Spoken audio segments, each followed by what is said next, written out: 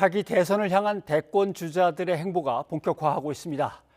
예고해드린 대로 여당 내 이른바 빅3 중 한 명으로 거론되는 이낙연 전 민주당 대표를 오늘 저희 뉴스가 있는 저녁 스튜디오로 초대를 했습니다.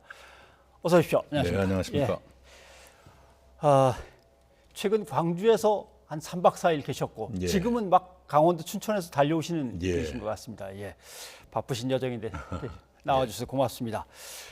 광주에서 3박 4일 머무시면서 사실 좀 비도 오고 날이 굳었는데 민주묘지를 또 쓸기도 하고 닦기도 하시면서 애 많이 쓰셨다는 얘기 들었습니다. 그러면서 광주 선언이 나왔습니다. 대개 개헌론이 나오면 대통령을 어떻게 뽑느냐라든가 대통령을 몇 년 하느냐 이런 권력과 관련된 것들이 개헌에 많이 등장하는데 이번에는 사회, 경제, 민주주의를 선언하셨습니다. 이게 어떤 취지인지 좀 설명을 부탁드리겠습니다. 우선은 그 정치 분야에서 민주주의는 80년 5월 광주 민주화 운동을 기폭제로 해서 많이 제도화됐지요. 87년 6월 항쟁 이후 제도가 됐습니다. 그러나 사회 경제적 분야에서의 민주주의는 새로운 과제가 계속 생기고 있는데 헌법이 그것을 응답하지 못하고 있는 현실입니다. 그래서 사회 경제 분야에서의 민주주의, 국민의 삶에서의 민주주의를 제도화하는 그런 개헌이 필요하다 이렇게 말씀을 드렸습니다. 이재명 지사가 아니면 뭐 지금 국민들의 어려움을 빨리 구휼을 하는 게 중요하지 뭐 경국대전 고치고 그럴 게 있냐라고 대응을 했던데 여기에 대한 입장은 한 말씀 하신다면요. 바로 그 구휼을 위한 제도화가 헌법에 담기는 게 좋겠다 이런 뜻이죠. 예를 들면 국민들의 생존권, 안전권, 주거권 같은 것을 헌법에 선언적 규정이라도 넣자. 그래야 그 하위 정책을 추진하는 데 더 탄탄한 기반을 가질 수 있거든요. 그게 바로 민생이고 구휼이죠. 알겠습니다. 이 광주 선언을 놓고 대권 도전 선언 아니냐 이렇게 해석하기도 하는데 공식 또 출마 선언은 아직은 아니어서 따로 하실 계획이 있으신 겁니까? 네, 당연히 하게 되면 당연히 선언을 해야 되겠죠. 광주는 그 시점에서 저의 마음을 시민들께 알려드린 것이고요. 또 5.18 41주년을 앞두고 우리 사회의 과제로서 사회민주적 사회 경제적 민주주의를 위한 개헌을 제안했습니다. 지금 막 춘천에서 달려오셨고 강원도를 돌고 오셨는데 이제 내일 아마 충남 일정 있으시고 그다음에 다음 날은 또 경기 일정 있으시고 그러면 대권 공식 선언은 요 끝나고서 시작입니까?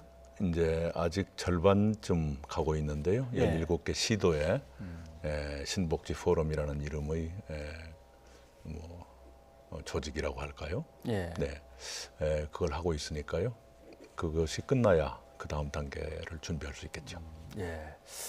근데 신복지라는 이제 그 타이틀을 앞에다 이렇게 걸어 놓으셨기 때문에 한번 좀 설명을 더 듣고 싶었습니다. 이러면 성장은 성장인데 소득주도 성장 이거 그냥 이어가겠다고 하신 것 같고 그럼 또 신복지는 뭐가 다른가 그 좀 설명을 부탁드립니다. 우리가 1인당 국민소득 3만 달러 시대를 살고 있다고 흔히 말합니다. 그런데 분야별로 보면 들쭉날쭉하거든요. IT는 4만 불 수준입니다. 그리고 의료, 문화가 2만 불 조금 넘는 수준이고요. 교육과 복지는 2만 불보다 좀 아래 수준입니다. 환경은 아주 저조하고요. 그래서 3만 불 수준에 걸맞게 교육도 복지도 그런 수준까지 올리자. 이것이 신복지라고 말씀드릴 수 있겠습니다. 기왕에 우리가 해왔던 복지들 그것을 더 업그레이드하고 채우자. 그게 신복지입니다. 일각에서는 물론 유승민 의원이 그런 SNS 글을 올리기도 한 것 같습니다만 아니 그게 이미 실패로 드러난 거 아니냐 4년 동안 문재인 정부 하면서 왜 그걸 다시 들고 나오는가 이런 의문을 제기하기도 하던데요. 유승민 의원이라면 충분히 아실 겁니다. 2015년에 ILO 국제노동기구와 세계은행이 4차 산업혁명에 대비한 그 복지체제 구상을 발표했어요. 이른바 보편적 사회보호. 사람들의 고용과 소득이 불안정해지는 시대에 사회나 국가가 그걸 보편적으로 보호해야 한다라는 취지입니다. 그것을 유엔도 OECD도 EU도 심지어 일본이나 동남아 국가들도 그걸 받아들였는데 예. 한국이 그때 받아들이지 못했습니다. 그래서 이제라도 그걸 수용해서 우리의 복지 체계를 좀 더 체계를 갖추고 빈틈없게 만들자라는 취지입니다. 알겠습니다. 조금 정치적인 얘기로 예. 넘어와야겠습니다. 지난번에 제일 그래도 이런저런 시련을 겪으셨던 게 네. 전직 두 대통령에 대한 사면 얘기를 꺼내셨던 이제 후폭풍이 있었는데 네. 뭐 물론 사과를 하셨습니다마는 본인의 말한 취지가 정확하게 전달되긴 됐는데 아무튼 받아들이지 않은 걸로 생각하십니까? 어떻습니까? 예, 그걸 이제 와서 이런저런 얘기하는 것은 적절치 않고요. 예. 요컨대 국민들의 공감 그리고 사법적 정의에 대한 저의 생각이 철저하지 못했었다 하는 반성을 말씀드렸습니다. 네, 알겠습니다. 혹시 삼성전자 이재용 부회장의 사면을 어떻게 생각하시냐고 다들 옆에서 물어봐달라는 의견이 많았는데 그건 어떻게 생각하십니까? 그것에 대해서는 이미 대통령께서 이러이러한 기준으로 판단하겠다 하는 것을 지난 10일이었습니까? 취임 4주년 기자회견 때 상세하게 말씀을 하셨어요. 예. 거기에 더 보탤 것은 없습니다.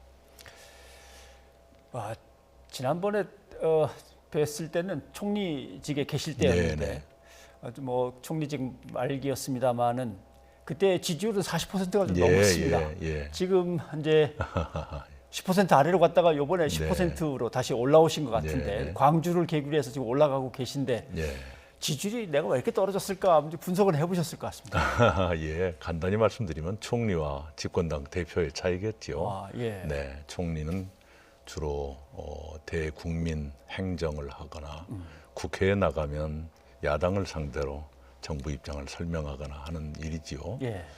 그것에서는 국민들께서 많이 만족하셨던 것 같은데요. 그러나 집권당 대표는 당 내에서 또는 당 밖에 또는 야당과의 관계 또 정치라는 게 워낙에 변화무쌍한 것이기 때문에요. 많이 답답하셨을 겁니다. 또 시기적으로도 코로나 상황이어서 많이 답답하셨을 텐데 그 답답함을 채워드리지 못한 그 대가가 지지율 하락으로 왔다 이렇게 생각합니다. 예. 그러면 이제 다시 반등시키는 전략은 이제 다 짜고 계십니까? 전략이랄 건 없고요. 그 총리 시절 이낙연도 이낙연이고요. 지금도 이낙연이니까요. 지금 상황에서 제가 할 수 있는 최선을 다 해야죠. 그리고 사이다 발언을 많이 요구들 하시던데요. 그렇습니까? 예. 그런데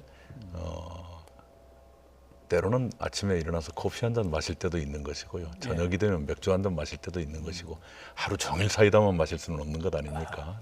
그렇게 이해를 해주시고요. 저도 국민들의 마음을 많이 알게 됐으니까 국민들 더 답답하지 않게 노력하겠습니다. 대표님의 별명이 엄중낙연이라고 돼 있는 거는 많이 들으셨죠? 네. 근데 요새 GTX도 막 직접 타셔서 지옥철도 한번 겪어보시고 여러 가지 하시면서 현장을 도는 것들에 대한 긍정적인 이제 반응들은 많이 있는 것 같습니다. 그런데 당내에서 조금 이제 소란이 벌어지고 있는 게 경선 시기를 연기하느냐 마느냐 갖고는 아직도 정리가 안 되는 것 같습니다. 이거는 어떻게 정리가 되는 게 맞겠습니까? 우선은 지도부가 빨리 정리를 해야죠. 당내에서 이런저런 얘기가 나오고 있는데 마냥 그거 가지고 분란을 일으킬 수는 없는 것이니까요. 그 과정에서 이른바 주자들의 의견을 묻는 것은 필요하겠습니다마는 그러나 최종적인 책임은 지도부가 정해야죠. 선수들더러 운동 경기 규칙에 대해서 계속 말하게 하는 것은 온당하지 않다 이렇게 생각합니다. 혹시 지도부한테 내 의견은 이런 겁니다라고 전달을 하셨습니까? 아니요. 아직 안 하셨습니까? 그동안에 언론을 통해서 원칙이 존중돼야 한다는 말씀은 여러 차례 드렸습니다. 알겠습니다. 그래도 대통령 선거전을 이제 앞두고 있는 상황에서 지난 4.7 재보궐선거 패배의 원인도 분석을 해야 되고 거기에 맞춰서 대선은 이런 쪽으로 당이 전략을 짜야겠다는 생각이 있으실 것 같은데. 우선 4.7 재보궐선거는 많은 그 패인 분석이 있었습니다. 그 패인 분석들이 모두 맞지요. 그동안에 국민들께서 울화가 많이 쌓여 계셨던 것이지요. 그런데 작년 총선거나 2018년 지방선거 때는 저희들이 굉장히 운이 좋아서 국민들께서 그런 불만을 표출하지 못하고 지나간 것이죠. 지금 한미 정상회담이 곧 열립니다만은 2018년 지방선거 바로 전날이든가 전전날에는 트럼프 대통령과 김정은 위원장의 싱가포르 합의가 있었어요. 예. 그 물결에 이렇게 휩쓸려간 선거였다고 볼 수 있고요. 작년 총선거 또한 방역에 대한 외국의 좋은 평가, 예. 그리고 이걸 빨리 종식시켜야겠다는 국민들의 생각 때문에 저희들이 많은 의석을 얻었죠. 그런데 국민들께서는 정부 여당에 대한 그 답답한 마음, 불만이 있으셨을 겁니다. 그런데 결과는 여당의 압승으로 끝났기 때문에 그런데 이번 경우에는 그런 여러 가지 불만들 거기에 이제 부동산 문제가 그 불을 댕긴 것이 돼서 폭발을 했다 이렇게 생각하고요. 특히 저희가 아프게 생각하는 것은 내로남불이라고 불리는 위선의 인상 이건 굉장히 저희들로서는 상처가 깊습니다. 빨리 청산을 하고 국민의 신뢰를 말끔하게 회복하지 않고는 어려움이 좀 더 계속될 가능성도 있다 이렇게 생각합니다. 이 대표님을 이제 옹이하고 있는 연대와 공생이라는 이제 포럼이나 이런 것들에 이제 쭉 나온 얘기들을 보면은 거기에 이제 정부 개편, 행정조직의 개편 얘기가 있는데 거기에 낯선 이름이죠. 주택 지역 개발 담당 부서를 갖다 새로 신설하는 이런 문제도 있습니다. 부동산에 많이 관심을 갖고 신경을 쓰시는구나 이제 느끼는 부분인데 갖고 계신 부동산에 대한 해법은 어떤 겁니까? 우선은 원칙만 말씀드리면 제가 3원칙을 말씀드린 바가 있습니다. 무주택자들께는 희망을, 1주택자, 고가주택이 아닌 1주택 장기 거주자들께는 안심을, 그리고 다주택자들께는 책임을 드리겠다라는 것인데요. 지금 마침 부동산 문제 특위가 가동되고 앞으로 2, 3일 이내에 의원총회에서 그 가닥이 잡힐 것 같아요. 지금 제가 이 마당에 구체적인 말씀을 안 드리는 게 오히려 좋겠습니다. 왜냐하면 여당 내에서 여러 말이 나와서 자꾸 시장에 안 좋은 반응을 주는 것 같아요. 시장에 불안을 야기할 가능성이 있기 때문에 당도 조금 신중했으면 좋겠고 저도 신중하고 싶습니다. 좀 완화하는 움직임에 대해서 야단치실 겁니까라고 여쭈려고 그랬더니 제가 일단 대답을 미루시겠다고 하시니까. 그건 좀 잘 가려서 해야죠. 알겠습니다. 그 보유 문제에 대해서 훨씬 더 묵직하게 움직였으면 좋겠다 이런 생각을 갖습니다. 4.7 재보궐선거 끝난 다음에 반성에서도 나왔습니다만 앞으로 대선을 앞두고 젊은 세대들 마음을 어떻게든 다독이고 또 힘이 되는 뭔가를 갖다 좀 해야겠다 이런 이제 반성들이 많기 때문에 근데 사회 출발자금 3천만 원 지급 제한이 이제 있으셨습니다. 그래서 젊은 사람들은 뭐 주면야 좋지만 뭐 준다고 다 좋아하는 건 또 아니다 그런 얘기도 나오는데요. 이렇게 돼 있죠. 지금 올해 병장들 월급이 60만 9천 원쯤 될 겁니다. 문재인 대통령의 공약이 병장 월급을 최저임금 절반 수준까지 올리겠다라고 했는데 올해는 33% 수준입니다. 약속을 지킨다면 더 인상의 요인이 있는 것이죠. 그리고 그 장병들이 적금에 가입할 수 있게 돼 있는데요. 2계좌까지 가입 가능합니다. 거기에 대해서 이른바 내일 준비적금이라 해서 작년까지는 5%의 금리를 얹어주었어요. 그런데 올해는 6%로 1%포인트 더 올렸습니다.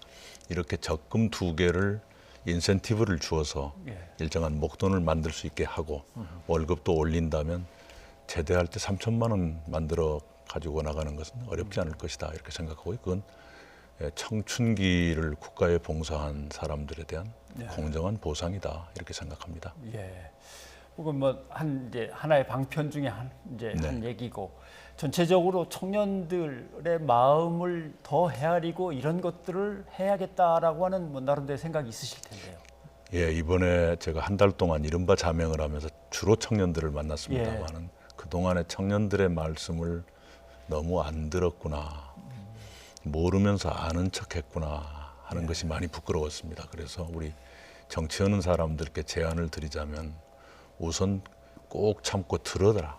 청년들의 말씀을 듣고 더 이해하려고 노력해라. 이 말씀을 드리고 싶어요.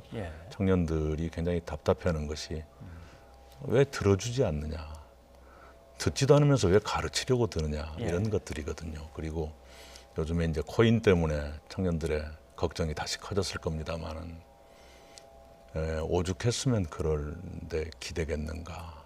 더구나 그 코인이란 게 화폐 주권을 뛰어넘는 예. 그런 수단 아닙니까? 가상 자산이라고 부릅니다만.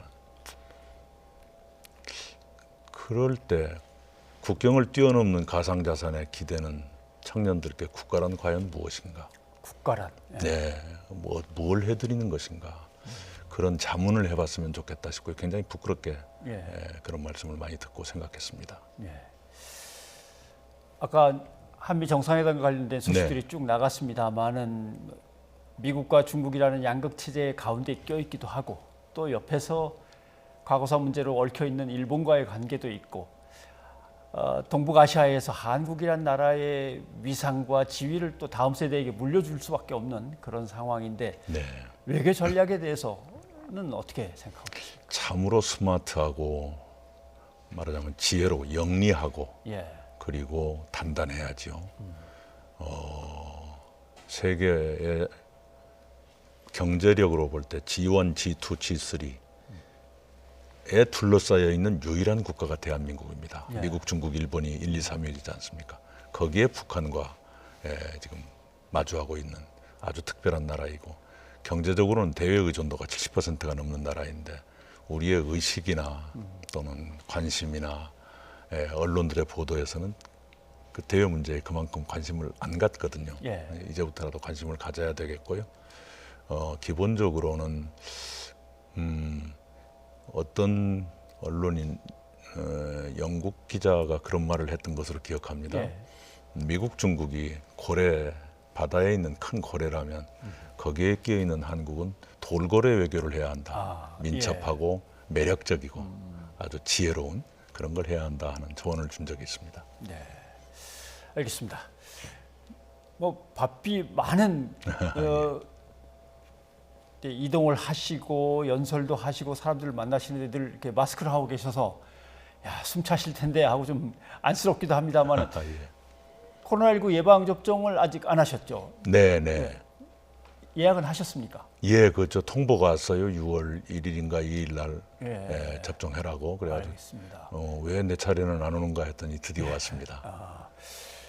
어떤 백신인지 얘기는 들으셨습니까? 아스트라제네카입니다. 아스트라제네카로. 예. 아무튼 건강 유의하시면서 멋진 경선 저희가 치르는 거 계속 지켜보도록 하겠습니다. 네. 오늘 귀한 시간 내주셔서 고맙습니다. 감사합니다.